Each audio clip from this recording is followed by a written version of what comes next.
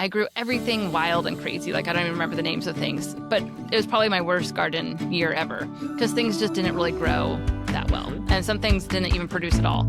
I remember I grew about 30 different tomato varieties, and I think I picked maybe like 10 tomatoes. You're listening to How I Grow This, exploring stories of gardeners from across the globe as we learn from their biggest tips and tricks to some of the things not to do. I'm your host, Luke Hammond. Hello, everyone. Welcome to the How I Grow This podcast. I'm Luke Hammond. Today's guest is Audrey Crawford, a good friend of mine from Central California. And if you're not familiar with the How I Grow This podcast, we're a podcast where we talk with gardeners, farmers, and growers from all over the globe and learn their biggest takeaways and try to really dig into how they grow what they grow. But it's not just limited to gardening or anything like that. We're going to get into all sorts of stuff, learn from failures, successes, and maybe learn something new. So, Audrey, welcome to the How I Grow This podcast. Hey, Luke, thanks so much for having me. Hey, can you tell me just a little bit about who you are, where you got into this whole gardening thing, what you're doing on social media? It sounds like you have so much going on all the time, and I'm just so impressed and inspired by you. So let's just give people a background of who you are and where you're coming from. Yes, thanks. So I could be a chatter, so we'll try to make this at least introduction a little bit quick. So first of all, my name is Audrey Crawford. I run the site called Audrey's Little Farm, so you can find me everywhere. We have a podcast, YouTube channel, blog. I have a 2-year-old son. I'm married. We live in the Central Valley of California, which we are in a little town called Exeter, California, which is like right against the foothills. The two big towns we're in between would be Bakersfield and Fresno. But we're kind of on the way up to the Sequoia National Park, which is where my husband works. It's a really beautiful area. And I've been really fortunate to actually grow up on the same property my entire life. So we moved onto this place when I was a month old, and my parents lived next to my great-grandparents, which my great-grandpa was a farmer. That was his career his entire life. My dad's a cattle rancher, so we grew up on the family ranch.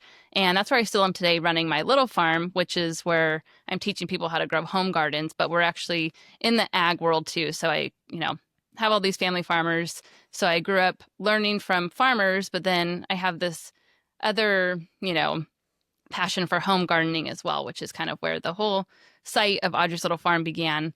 But basically, I went to Fresno State. I got my bachelor's degree in ag business, and I really just wanted to find a way to continue working on the family ranch and working on the cattle ranch with my dad and various other ranchers in the area. And I knew at the time of going to college that I would love to one day have a mom job where I could, work on the ranch, but be at home with my future kids, be married, and, also be a home wife, so to say. So I started this blog with having the passion of gardening, and I always had people reaching out wanting to learn how to garden. So I just kind of thought I'm going to give this a shot and see if I can make this business work. And here we are 6 to 8 years later, and it's this thriving business. And I'm so blessed that I can stay home now with my son and still work on the family farm and the ranch and all the other things that go along with that. Oh, wow. That sounds like a ton. So for those who aren't familiar with ranching and all that entails, and then, if you don't have a family or you do and you're like, wow, how does she get it all done? That's a great question, but we're not going to go there. I want to dig into a little bit of so you started a garden and you started blogging about it, and then people wanted to know more. What do you think it was about the blog posts, or what was interesting that captured people's attention? So what I'm really fortunate for is that I actually, a lot of gardeners, they have like this specific point where, they started their garden in 2020 when a lot of people were home during the pandemic and whatnot. And I'm really excited or really fortunate because I just can't even remember a time during my life that I didn't have a garden. So I grew up next to my great-grandpa, and he always had a garden. He also farmed for a living, so we had tons of crops growing here on the family farm: citrus, stone fruit, grapes, etc. But he also had a home garden right out in front of his house. And so I would walk down every day as a kid, and I would go help him water his tomato plants and water the peppers and squash. And I just remember always really loving the home gardening part because, it's right in front of you. It's easier. It's on a much smaller scale. And then my mom's dad, which is actually on the other side of the family, he was a really incredible gardener. And the interesting thing with him is he always was in town. So it was actually really cool because I got to learn how much is possible even while being in town. And then someone like my great grandpa who had acres and acres of space. And so I learned from both of those. I would say those were my two most influential people in my life, teaching me how to grow a garden. And so then as I got bigger, I no longer wanted to just help grandpa. I wanted to have my own garden. So I remember my dad helping me, disc up this area in the field. We planted my own garden and it was my hobby. It wasn't like it was a chore. It was something that I just really wanted to do. So as a little girl growing up, I always had a garden. And then each year as I got older and I could do more, it kind of progressed into bigger things. And I wanted raised beds. I didn't want furrows anymore because there were so many weeds with the furrows. And so then we built some raised beds. And then as years went on, we kind of had some gardening failures.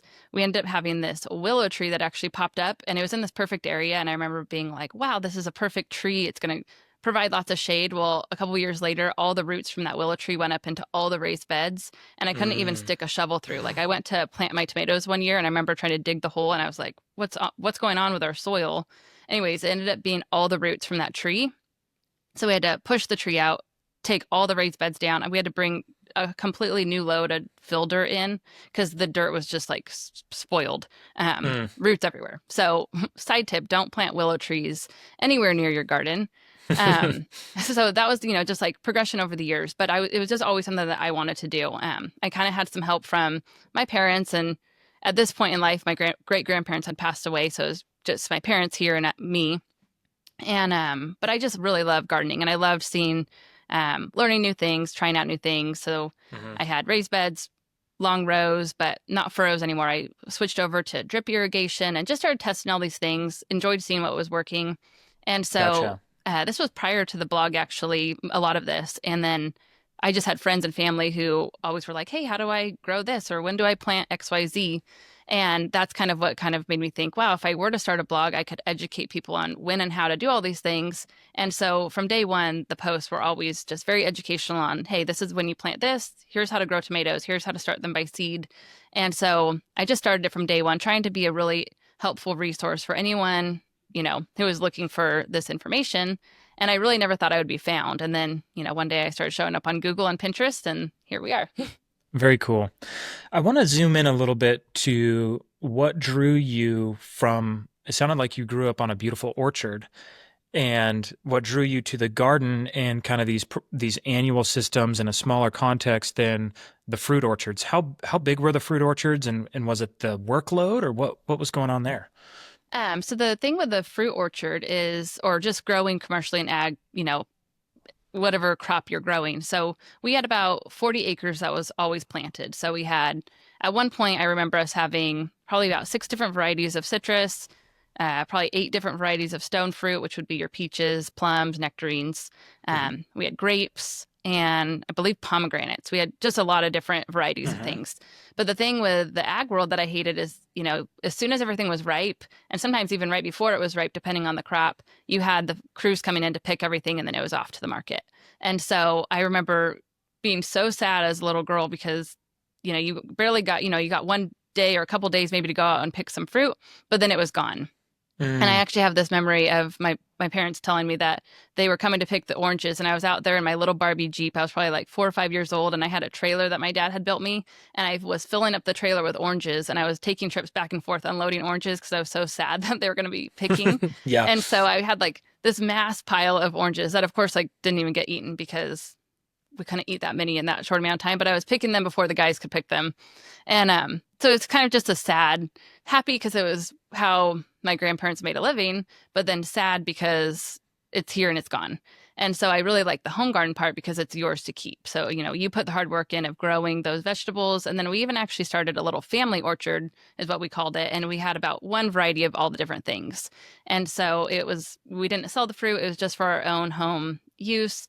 And so that's kind of where that started because it's like I hated seeing the crops gone, despite, that's how they made a living, which is a wonderful blessing, but you didn't get to keep that fruit. So I love the home gardening because you get to put the work in, you get to keep the vegetables, you can can the extra to preserve for later. And then having all the different varieties of fruit trees just on a smaller scale, it gives you a longer harvest. Gotcha. So it's a little bit more of the work and reward cycle that you didn't have with the commercial, probably because you didn't get to see the bank account or any of the dollars coming in as a little kid, Right. right? And so it was a lot more discouraging. It just felt like a takeaway rather than an increase. And you're kind of drawn to that abundance of a harvest. Well, one of the things we like doing is really trying to dig in and dive deep into the how you grow what you grow. And in order to do that, we have to really jump into context. Can you describe to me kind of the geographic features, the growing zone information, the climate for where you're located in Central California? Yes. So I mentioned earlier, we're in a little town called Exeter, and it's a really huge citrus farming area. But you can basically grow anything here. I want to, not the real tropical fruits like Southern California, but the really nice thing about our area is that we have pretty mild winters. Our winters our lows are, high 20s, low 30s, daytime temperatures in the 40s and 50s. So pretty mild. We don't get snow. We get occasional hard frosts, but you can basically grow everything. You don't really have to worry about covering your crops. You don't have to worry about planting before that, really hard freeze or snow. But then in the summer times, we do have really hot summers, but the upside is that we have really low humidity. So usually I would say like 20 to 30% humidity at the most, maybe during, the hot summer months, which allows you to grow things basically all summer long. We have success with tomatoes all summer long, where a lot of people don't in the hottest parts of the summer, July and August, but the humidity is really high in other parts of the US. So we're low humidity, hot summers. This last summer we had, I think, basically like 30 days of 110 plus degrees. So really hot, but everything still grew well. Let's see, I'm in zone 9B, and I would say, zone 9A and 9B, very similar. So I know different parts throughout the valley are all basically zone 9, but here specifically where we are, we're zone 9B. And then the temperature swings like from day to night, usually it's like 30 to 40 degree temperature swings. So even when we get Okay. really hot in the summer, we're still usually cooling off to about 70 degrees. And so it just helps things, I think, to grow well. And in the winter time, we have lower swings, not as much of a shift in temperatures. But it's pretty, I would say, as far as all the plants that we can grow, and because of the weather we have, it's fairly easy to grow basically everything year round. Gotcha. Or, not everything as far as every plant, but grow something year round. Gotcha. Well, that makes sense. So, would you say that overall it's a relatively easy place to grow with the milder climate? What is that how you'd classify it, as an easy growing place? I would say so. That's interesting because a lot of people, especially people that haven't grown or haven't lived here their entire life, I have a lot of people that reach out to me and say because of the high heat, they feel like they can't grow successfully through the summer. But I would say that comes a lot to, or really comes down to like your method of growing. Growing in containers and raised beds is not necessarily very easy here in the summer. But if you're growing in the ground, or if you have a large enough raised bed with good soil that doesn't dry out really fast, you can definitely have success basically with everything. But it also comes down to learning how to grow the correct crops during the right time of year. And so, for example, we have pretty hot springs, and so it's sometimes pretty difficult for us to grow cooler season crops in the springtime, like a lot of gardeners can do, because it warms up really fast. So it's pretty common for vegetables to bolt and head to seed prematurely. And so, my biggest thing I try to teach is, growing cool season crops more so in the fall and winter, when sometimes other gardeners can't because they're expecting that really hard frost or the snow, where we don't have that. So even if crops aren't fully mature before winter comes, they'll just keep on surviving throughout the winter. For example, right now I have, at the time of recording this, I have my fall garden planted, but I got it planted a little bit late, so I didn't actually get any broccoli or cauliflower fully mature yet, but the plants are still growing great, and I'll probably end up getting my harvest like probably in late January, early February. But the nice thing is my plants are going to just survive right through the winter. I don't have to worry about covering them. And so I'd say those are a few tips. I would say, like your question, is it easy to grow in? I would say compared to a lot of other areas, I feel like we have a very easy climate to grow in. But I've grown up here my entire life, and so it may just be that I'm used to this climate and I have figured it Right. out. You understand the natural timing of things for your region. Right. What would you say to focus in and dive in is the hardest part about growing in your climate? I'd say the hardest part would be, I guess, depending on where you come, if you're new to this area, just figuring out that natural timing. I think that's where I feel like, I have that edge. And if I really dive deep, it's like, okay, I understand this climate because I've grown up here my entire life. If you Uh-huh. look on Google, for example, when to plant tomatoes, it's going to be different from when we should probably plant tomatoes. So, Let's um, get specific on that. yeah. Tell me when So, Google would tell you to plant tomatoes, and when would Audrey plant tomatoes? so this is my trick to tomatoes. So, I don't really enjoy actually starting my own seeds indoors under grow lights, mainly because my house right now is tiny and my 2-year-old son wants to play with everything. So there's not as much success keeping things indoors. But what I have found here is if you can get a little greenhouse, which I ended up getting a greenhouse built this last year, and it's nothing fancy. It's actually just the greenhouse from Costco. But I planted my tomato seeds in the greenhouse in February. No heat Uh-huh. mats, no grow lights. All I did was start my seeds, had the door shut, the window shut in the greenhouse. Everything sprouted great. I never had to, move them inside and outside. Just the temperature at that timing of the year, which is in February, we tend to have some pretty warm days, but then it will cool back off. So I just had the seeds started out in the greenhouse, but no additional work, no grow lights, no heat mats. Then I repotted the seedlings into, a little bit bigger pots to get them ready for planting outdoors. But then Uh-huh. I just kind of pay attention to the weather because our spring here can sometimes be really hot. We might have a day that's 100 degrees in April, but then we could have a frost the next week. Uh-huh. So I know that from being here, and the first warm week does not mean it's going to continue that way. And that's kind of how this last spring was. We actually had pretty cool spring weather, which was definitely nice. I enjoy as many cool days as we can get. But I held off planting anything out in the garden, and I just kept. I think I repotted my tomato plants a couple times, but just kept them in the greenhouse. And I didn't end up planting until the first week of May, which a lot Uh-huh. of gardeners in warmer zones, especially zone 9, in other areas, they tend to plant in March. And our last frost date on average is actually March 1st to March 15th. But I didn't plant until May. And I ended up having the best tomato crop ever. Some friends of mine that are local, they planted in March when that first frost date on average is supposed to be. And they had stunted plants. They just didn't really have healthy growing tomato plants.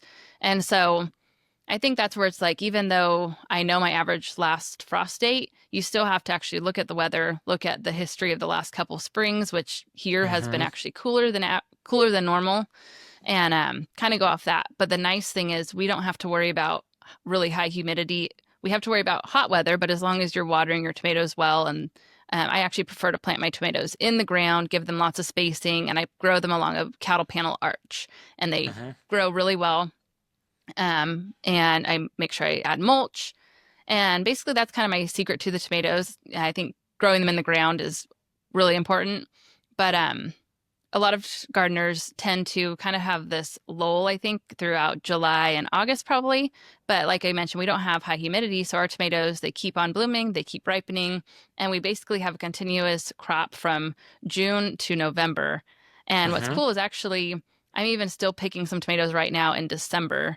But All right. we've had some freezing temperatures, but like the outer branches are kind of damaged by the frost, but the undersides are still growing well, and I'm still picking ripe tomatoes. So I would say that's probably my most favorite crop to grow, just because we can get such a long harvest, Uh-huh. and homegrown tomatoes are truly the best. Yeah, I think everyone would agree with that. Now, let's dig in a little bit on the tomatoes and the varieties that you're choosing to grow.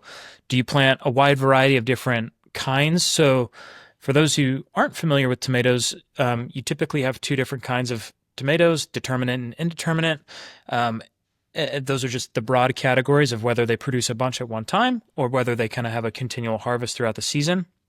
And then what are the specific varieties? Are you growing paste tomatoes or slicing tomatoes or cherry tomatoes or all of them? And then what are your specific varieties that you like?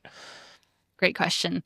So I grow a mixture of different varieties. So let's start with my favorite variety. So my favorite varieties that do the best here are Sun Gold cherry tomatoes, Early Girl tomatoes, and Better Boy tomatoes. So the Early Girls and Better Boys, they're more of a slicing tomato, but they're great in fresh salsa, bruschetta, things like that.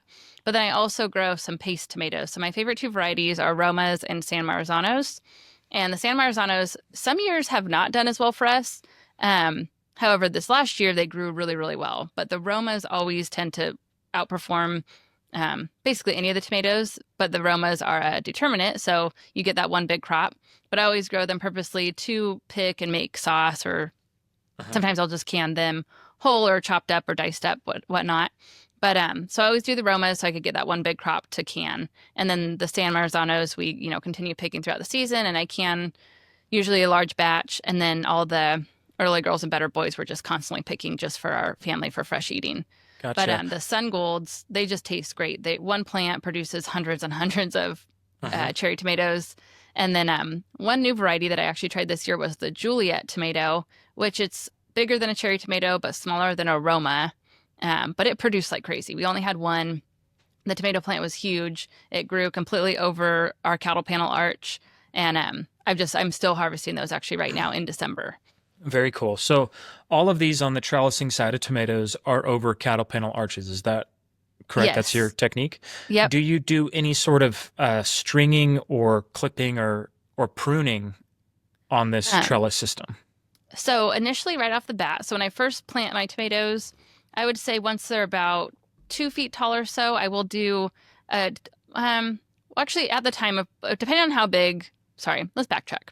At the time of planting, depending on how big my tomato plant is, I will try to prune off those bottom branches just to encourage that plant to grow more upward and not be too bushy down low. But then as that plant grows, I'll continue pruning off some of the bottom branches, and occasionally I will prune off some of the suckers here and there, but I actually prune less. And I found that to work better here in a really hot climate, because the more you prune off, it just kind of opens up that fruit to be exposed to the sun, and I have more damaged tomatoes. And so this year I didn't really prune at all. The plants kind of grew wild and out of control, but they were growing up the panel or the cattle panel arch. And so I try to go out weekly or at least every other week and just tie the tomato plant to the arch, but I don't really do much pruning. And I just found that really keeps our tomatoes a lot healthier than the plants themselves are protecting the fruit. And the more tomatoes you want means you should keep more of those suckers because they'll produce more fruit. So I kind of like to have more tomatoes, even if they end up being a little bit smaller, just to have more fruit. Yeah.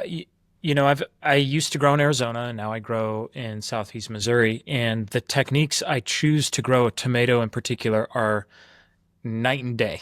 Like, I used to do field production of tomatoes where you're not pruning suckers because you need that canopy to shade from the harsh Arizona sun. Here, I'm growing in a tunnel, and it's all string trellised, suckers pruned. As it's coming up, you're pruning nearly all the foliage off, and it looks really cool in a tunnel because you just see this canopy of fruit sets, just like a wall of fruit sets. But then, and you don't have to hunt for them, you just kind of look down your row and you know exactly how many tomatoes you have ripening at a time. But it's a tremendous amount of work and labor associated with pruning for that sort of efficiency, and you have to have the right cultivar picked. So there is something to the context that you have with kind of a more arid climate, and a field context with no, greenhouse protection covering, it's not in a high tunnel. It's just out in the field, leaving it kind of grow wild. And then it's kind of like a treasure hunt for the tomatoes through the madness, right? Yes. Very cool. And I will say something popped up, about you saying that's one of those things, as the years go by, for any gardener listening, whether you're a beginner or even advanced, you still learn something new every year. But one really great tip is like what Luke was saying, is really judging what you do and the techniques you implement in your own garden based on your climate. And so, because that works great for you in the tunnel, but our tomatoes would never survive just out in the open if we did that here. And so you really have to scorched base your practices off of where you are. And that was one of the things that I really tried to lean into teaching online, is really teaching actually very specific to our climate. Many things can apply to gardeners across the world, but a lot of techniques that I teach, I really try to keep it focused in on where I am here in the Central Valley of California, so that gardeners who find me can really get advice that works for us here in the Central Valley, which doesn't mean, other gardeners can't follow along and learn. But if you are in this area, I try to hone in on that because I feel like that's what can set me apart because it's nice to hear from a gardener in your own area. Mm-hmm. Mm-hmm. What do you think is your most unique or rare crop that you grow or like the most? Or are you like really just locked in on the basics? And by Um, basics, I mean most common. so one of the things, so like speaking of tomatoes, so this is where, I'm going to get to your question. Speaking of the tomatoes, though, so I judge what I grow actually based on what should do best for our climate. And there Uh-huh. was a year where I didn't grow anything normal. I bought all my seeds through Seed Savers Exchange, which they have really, and like Baker Creek seeds, where they have really unique varieties, and they're all heirlooms. And so I grew everything wild and crazy. Like I don't even remember the names of things, but it was probably my worst garden year ever because things just didn't really grow that well. Mm-hmm. And some things didn't even produce at all. I remember I grew about 30 different tomato varieties, and I think I picked maybe like 10 tomatoes. Mm. Horrible year.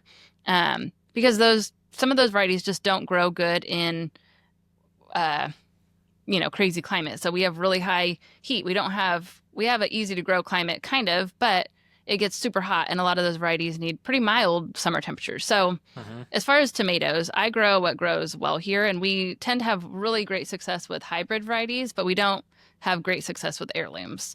Uh-huh. And a lot of people want to say heirlooms taste better, which I'm sure in many cases they do. I've just never had success growing heirloom tomatoes. And to me, hybrid tomatoes grown well and picked fresh right off the vine are so good.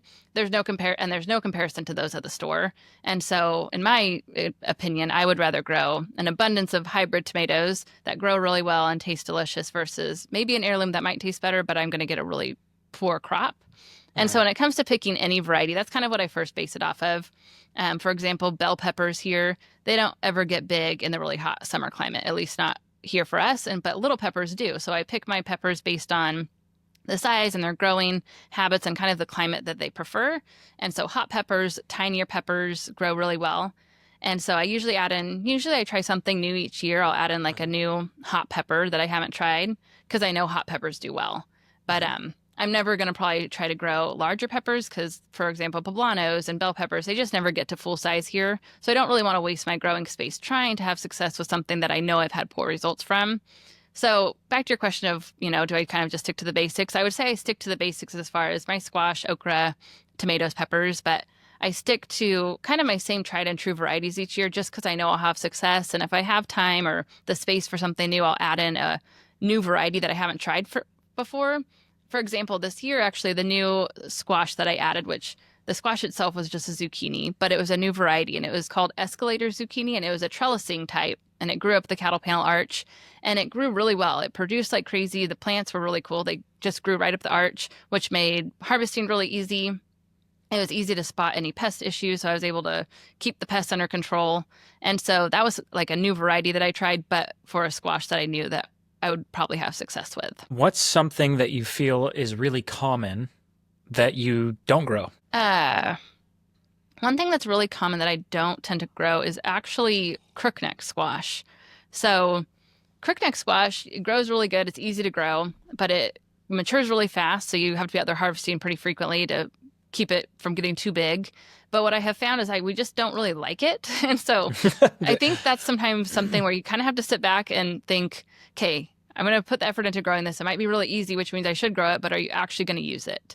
And Uh-huh. what I have found in the years when I grow lots of summer squash, other than zucchini, we find that we actually put zucchini in a lot of different things. We'll slice it really thin and do like a zucchini lasagna. We'll do fried zucchini. We'll do uh, like spiralized zucchini and put it in pasta. So we actually end up using it a lot. But Uh-huh. other squashes we don't tend to do that with. And so I think it just kind of comes down to sometimes I realize some of the things I grow are kind of a waste of my time because we don't like it. And just because you grow it doesn't mean you should like it. Everybody's normal and has things they don't prefer. And so Uh-huh. I try to stick to the things that our family likes or things that actually taste good preserved. That was one of the other things is one year I grew a ton of carrots, which I do kind of like carrots, but I don't like canned carrots. And so I got to this point where I had so many carrots, I had to either preserve them or freeze them or, there's lots of ways to preserve, but I tend to kind of stay away from freezing lots of vegetables just because we don't have the freezer space for all of that. And I don't like canned carrots. So then it's kind of like, okay, I'm not going to grow a ton. I'm going to just grow enough for us to eat fresh throughout the cooler months, but not go crazy and plant 500 carrots because I don't like canned carrots. Right, right.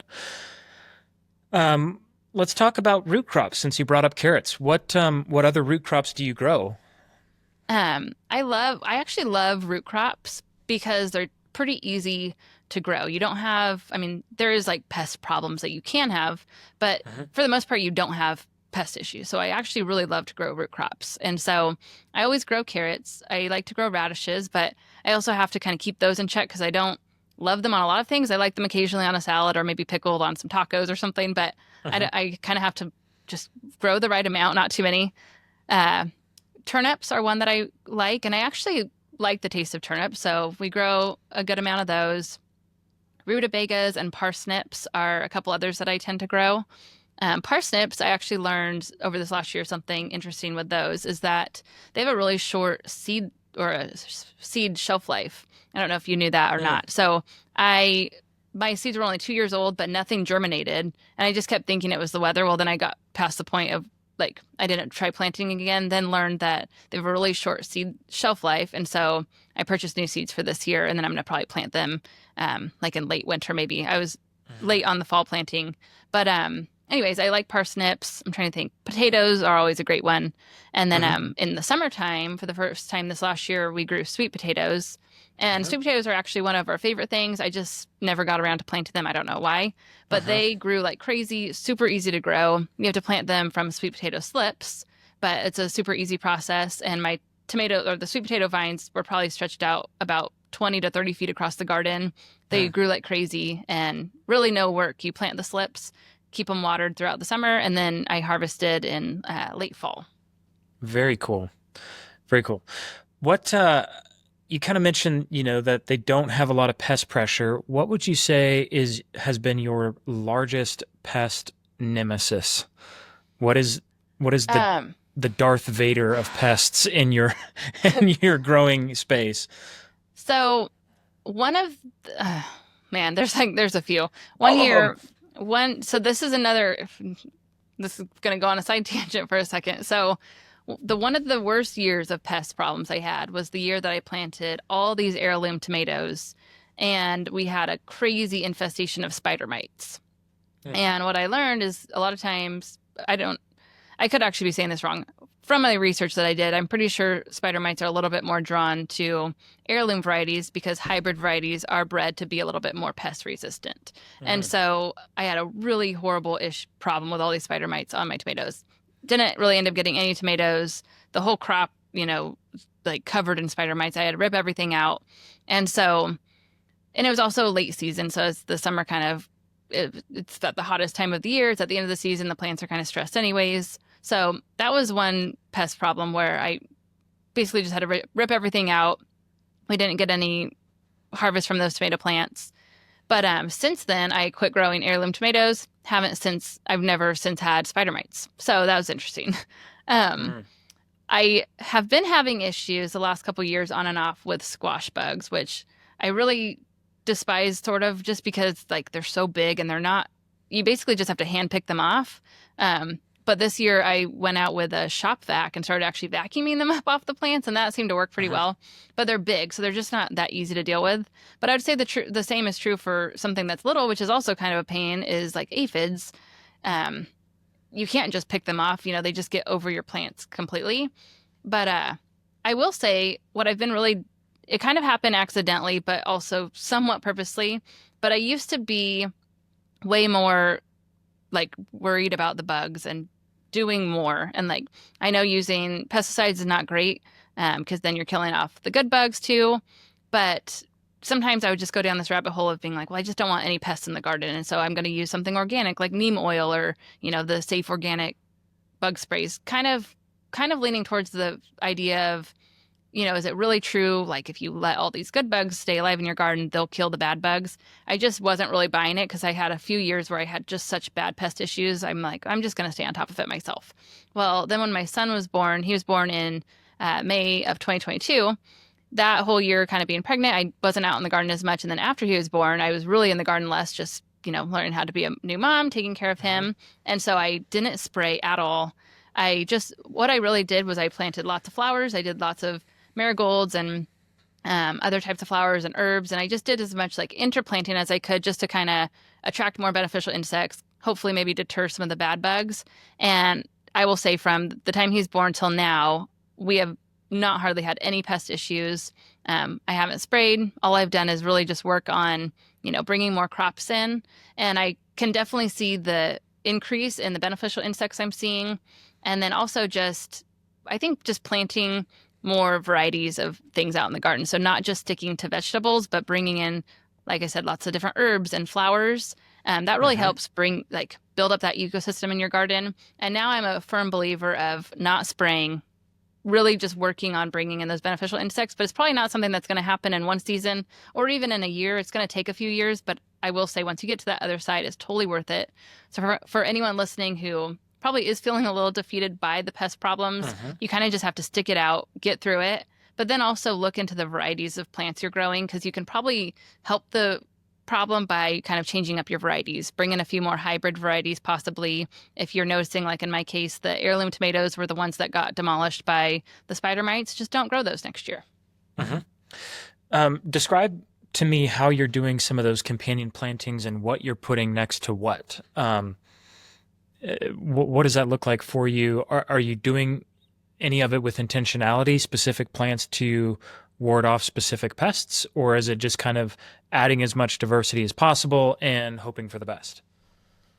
Great question. So I will say as far as like being intentional about planting this next to this, I don't have any specific, I have never, or in my experience, I don't have a specific, of like basil next to tomatoes makes your tomatoes taste better, or some of those things you hear on the internet. I don't really believe that that's true, but I will say certain crops grow well next to each other. So I try to plant flowers. So I usually do marigolds just because they're a really easy Uh-huh. flower to grow all throughout all the vegetable garden beds.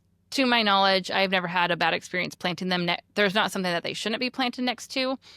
So I plant them next to all my cucumbers and my squashes, okra, just all throughout the garden. And then I try to bring in herbs that we will actually use. So we use a lot of cilantro, which doesn't really grow great in the warmer months, but I'll try to plant it, for example, like on the inside of my cattle panel arch, so that as those tomato plants grow, it'll shade the cilantro. So that's kind of where my thinking comes from the start. I'll try to think of things that might do better with some shade, which in that example, cilantro needs some shade in the summertime. So I'll plant it where we'll get shaded by the tomato plants.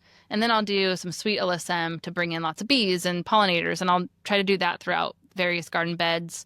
I like to do green onions. They tend to actually grow really good just year round. Hmm. And so I'll try to plant those in the corners of various beds to not take up too much space, but they still get the sunshine they need to grow.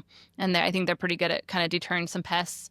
I know that onions and beans, I believe, don't do well in the same planter. So there's a couple crops where you have to keep like your onions away from certain crops. But as far as flowers and herbs, besides the onions, I haven't really found anything to hurt one another. So I just try to get as much diversity, but also try to make it beneficial of what we're going to use.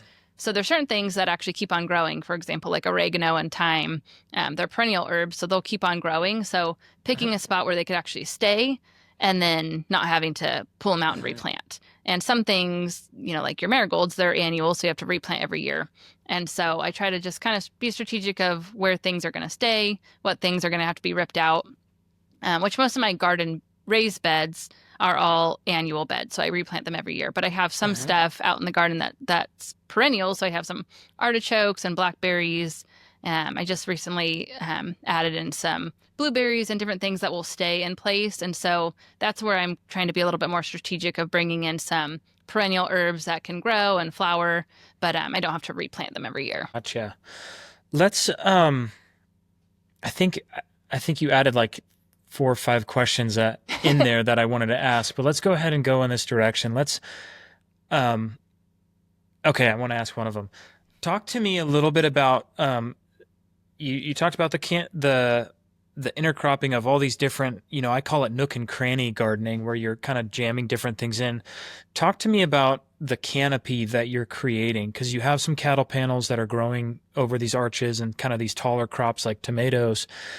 Talk to me about a canopy and in the way that you put cilantro underneath the tomatoes to have them shade. How many layers of a canopy do you say that you have within your garden space or any one bed?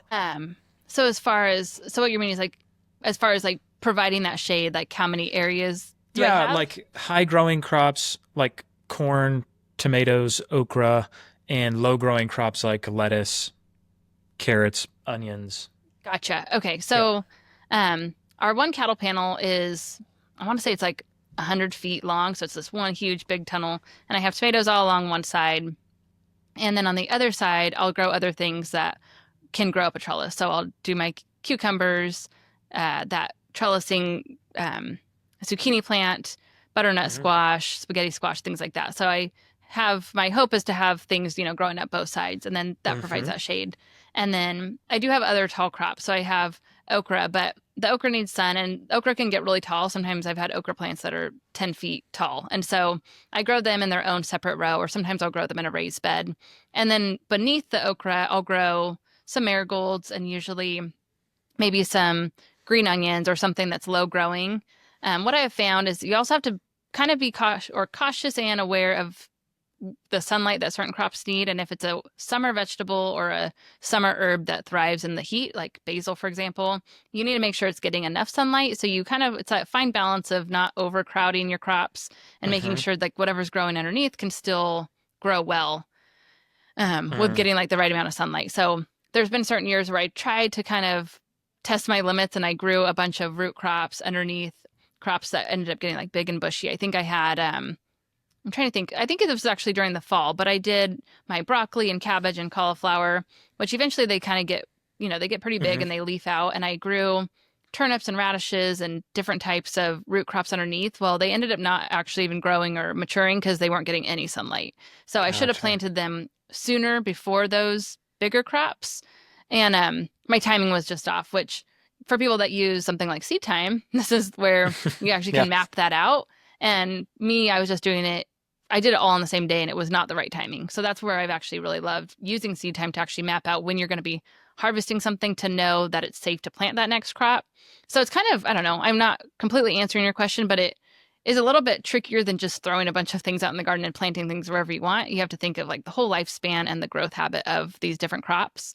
But what I have had a lot of success with is, like I said, so the tomatoes that grow up the arch, I'll plant lettuce like in early spring or late winter, early spring. Basically, I'll try to grow it as long as I can and kind of have it shaded by those tomatoes, which granted in the beginning, these tomatoes aren't going over that arch yet. So they're not really providing any shade. But if I could keep those crops growing, eventually they will get shaded.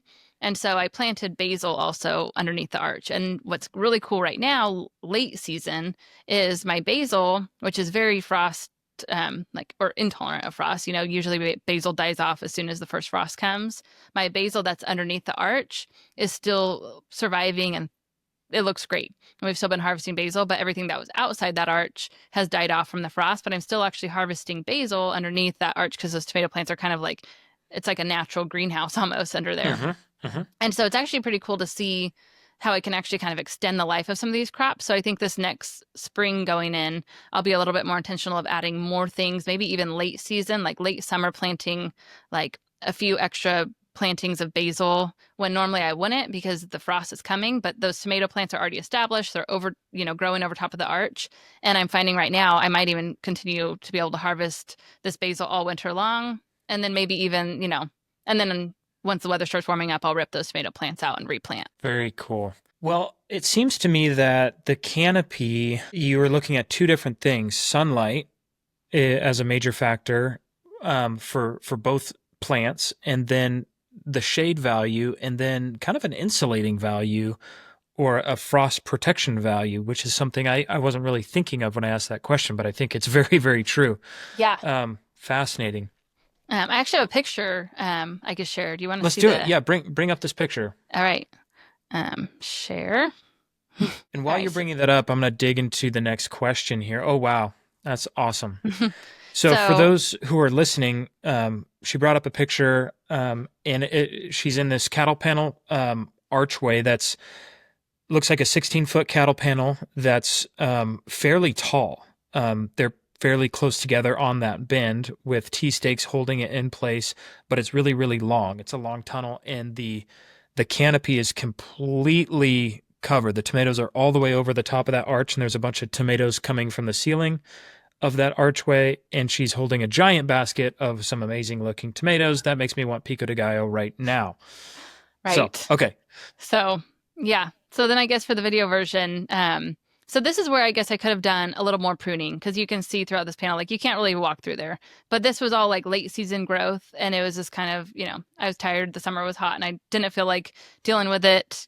But maybe like this next year, I'll be a little bit more intentional of pruning on the inside just to kind of keep that walkway open. But you can't really see it in this photo, but right behind me is where there's like a really big basil plant. And now even in winter, it's being protected by this arch.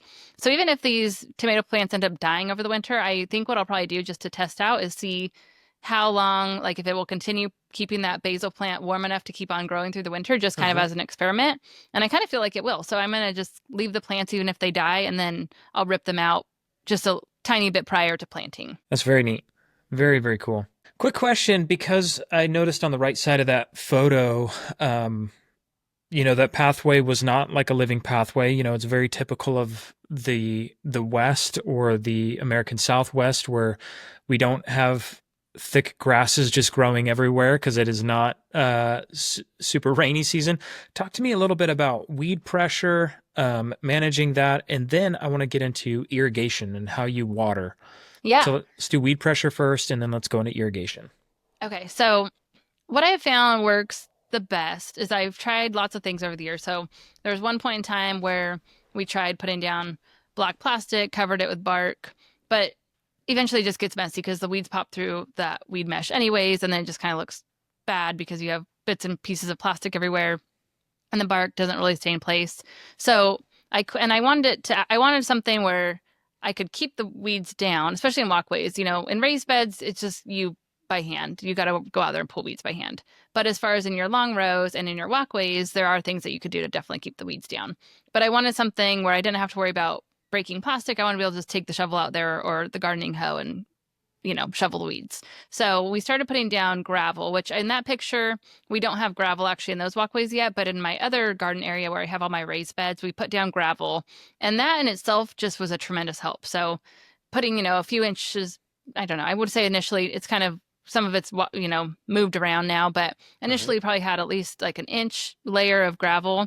And that really just in itself, just not having your soil exposed to the sun really helped. And I like the gravel just for the fact of it's heavy, so it doesn't blow away. Bark sometimes just can blow away with the wind. It breaks down over time. Gravel is there to stay. So it's fairly inexpensive too if you could buy it in bulk. So we just brought in a dump trailer load of gravel. That's what we have in between all my raised beds. And that has been just a huge help. And for whatever reason, even pulling weeds out of the gravel, for some reason, is so much easier than if you're just trying to pull it like out of like a bare area. It kind of, I don't know if it keeps us, the weeds just don't grow as deep, something about it. The gravel really helps. So we plan on actually bringing in more gravel, and between all the walkways, like underneath the arch and to the side, like the other walkways to the right side, we will be bringing in some more gravel, and then just being really intentional of putting down mulch during the gardening season for your long rows and in your raised beds. Are you doing a weed mat barrier underneath that gravel, or is it directly on the bare soil? Just on the bare soil. Okay. So I did do like weed mats at a certain point prior to having the gravel, but occasionally when weeds would still pop through, then like the plastic kind of still pops through the gravel and you eventually it gets ripped up. And so we quit doing that just because if weeds do pop up, I like to just be able to still use the shovel and get the weed out, but then the gravel just kind of goes back in place. And so I save the hassle of, and then there's other things you see people put down cardboard and then something, but all those kind of things break down in time and it at some point doesn't work. So I just kind of go what I feel is a simple route, and we just put gravel directly on top of the bare soil. But the key is just putting enough that your soil isn't exposed to the sun. So if you're just doing a tiny layer of gravel, before long, it's going to pack down into the dirt. So you just want to make sure you have an inch or two. Now, there are so many different kinds of landscape gravel, are you choosing kind of a decorative one, or is it like I know crushed granite was very, very common in your geographic region for a while, and then it kind of shifted because it can float in heavy rain. And what kind of gravel are you using? We are just using pea gravel. So I don't Okay. know if that's the term across the US or if that's just No, it's common all here, different but all over the place, but yeah, yeah, I so know. it's just like the Mhm. small round stones, Very like cool. really tiny, like the size of like an almond or Or a pea. peanut. Yeah. um, Very, very cool. yeah. Now, because of that, let's go ahead and go into, you talked about ground cover and the importance of holding in moisture, with the weed pressure in a climate like yours that doesn't receive a ton of rainfall throughout the summer season or spring season. I think you get most of your rain in the winter. Is that correct? Correct. Yeah, we Okay. usually get our first rain, hopefully usually in November, and then it usually rains through sometimes April. We're lucky if we get a Hmm. late like May rain, that's usually like our Hmm. last rain. But yeah, basically just throughout the winter. Okay. So let's talk about irrigation. How are you watering your garden? Is it on automation? Is it timers? Is it drip tape? Is it sprinklers? Is it hand? Is it watering can? How do you water your garden? So I have everything set up on drip irrigation and timers. And so it's been quite a few years ago when I first set this up. And it's one of those things where I just can't imagine now not having that set up. Hmm. Especially now having a 2-year-old, I can't imagine going out and physically hand watering everything. It would take so many Hmm. hours. And Hmm. so, and to really have success, it's not even so much about crops getting the right amount of water, it's the consistent watering. So, you could go let the hose run for 24 hours, but then if you don't water again for 2 weeks, that's not good.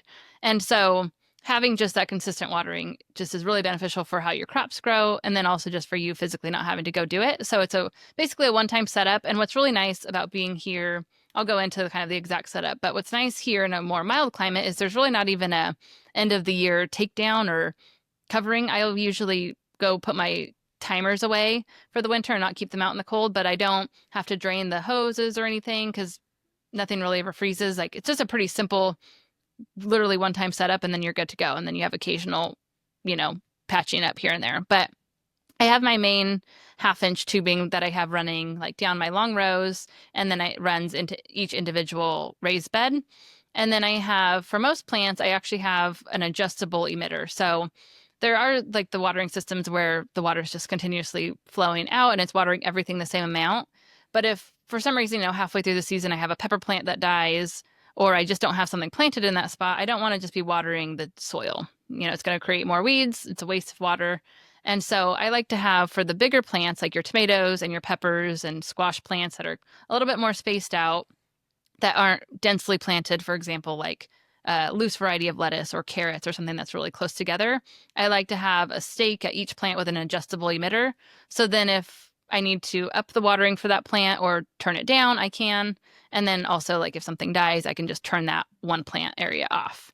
And then I also have for every raised bed, I have a turn off valve. So if I have a garden bed that wasn't planted, I still have everything on the same line, but I can individually turn off each individual garden bed. Same with each long row. I have a valve at the beginning of the row that I could turn that row off so it Hmm. can or can't get watered. And then for things that are closer together, like your lettuces or densely planted root crops, I use drip line. So I'll usually get like 6-inch spacing where, the water's just dripping out slowly. And I think I will maybe change my method for those closely planted crops. There's just so few, my big garden is really the summer garden. And then in the winter, there's a lot of times that we're not even watering because it is raining.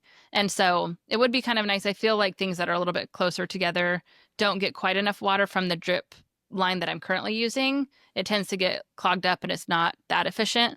And I know there's other methods out there that could work better, but because we're getting the rain throughout the fall, and then occasionally I go out and water by hand, which isn't as difficult because the weather's nice.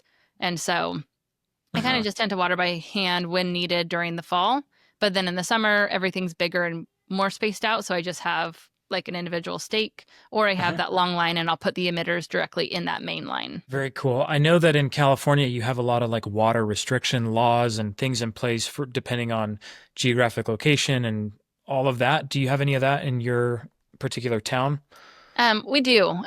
We're fortunate. We're on ag well, so the restrictions are a little bit less than those who are in town, but we still have to pay for the water that's pumped, and so the less watering we can do, the better. More cost effective at least. Uh-huh. But we don't have the restrictions like a lot of people in town do.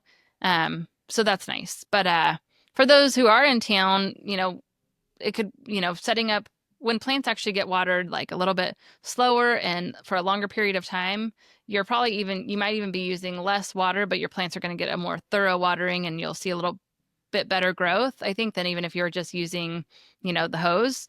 And so, no matter where you are, even if you have those restrictions, the drip watering is actually a little bit more efficient, I feel like, as well. So if you have those restrictions, it could help, possibly with your water bill or letting your plants get a little bit more water in a more efficient manner than if you were just watering by hand.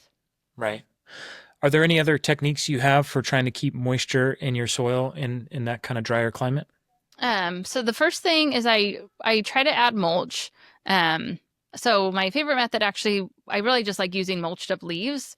But what's funny is like this last year, I didn't realize how many it would actually take to cover all of the area. So I ended up running out of leaves. So this year, as all the leaves are falling, I'm going to be much more diligent about just stockpiling all these leaves. But that's what I found to work really good. And if you mulch them up first, that's like really key because if the leaves are full size, they kind of like create like this layer that the water won't penetrate through. So you want to make sure they're mulched up in tinier pieces. So are you hand crunching those, or do you have like a mulch? So this is a funny story. So I bought one of the like leaf mulchers. I forget what it was called, but it's really popular. A lot of people talk about it online, and you by hand put your leaves through it and it mulches them up, and it works pretty good.